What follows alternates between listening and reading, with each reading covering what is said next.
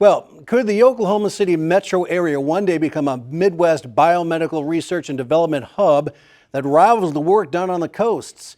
That's the lofty ambition of chamber leaders, and thanks to a $35 million Build Back Better grant, construction is underway to build a facility needed to make that a reality.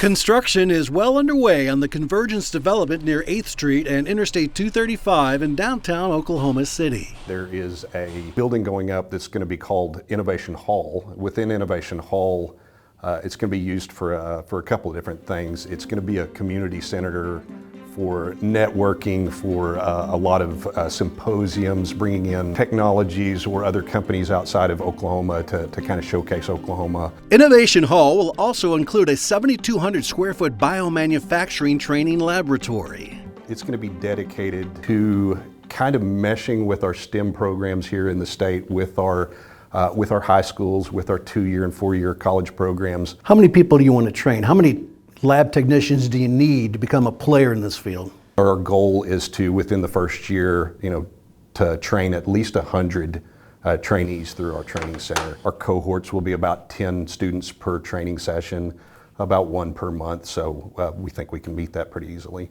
And there will be an emphasis on training students in underrepresented socioeconomic groups, according to Jeff Seymour, the Executive Director of Economic Development for the Oklahoma City Chamber. This is a chance to be even more inclusive, to reach deeper into our neighborhoods in K through 12, find kids and adults that with a little bit of opportunity can dive deeper into STEM talent and find a career path they wouldn't have found otherwise. In terms of the workforce, do you feel like the workers are already here in Oklahoma, or is this the type of thing where it'll attract people from elsewhere to come here? It will attract. We lose them to the coasts because we have, they get out of our 4-year college programs, they get their foot in the door with our biotech industry here locally, and they get 1 or 2 years of experience, and then the promotions are outside of the state. We have been able to retain a lot more college grads in Oklahoma and Oklahoma City specifically. The numbers are dramatically different than they were 15 years ago. But to Coey's point, we do have some really high-end technical talent that's coming out of our university partners that sometimes has to leave the state to find these really high-end scientific opportunities. Seymour and Keelan recently returned from the annual Bio International Conference in Boston.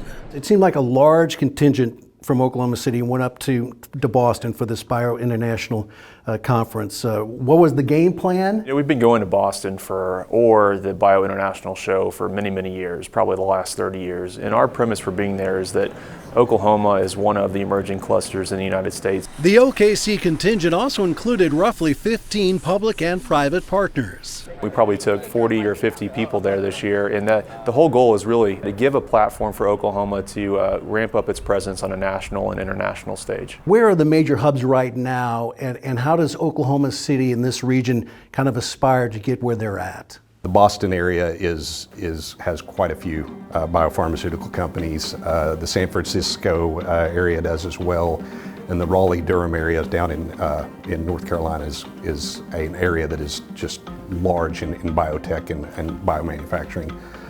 So we're trying to get Oklahoma as a player in that same field, kind of middle of America. And the $35 million Build Back Better grant is one more important step in realizing that vision.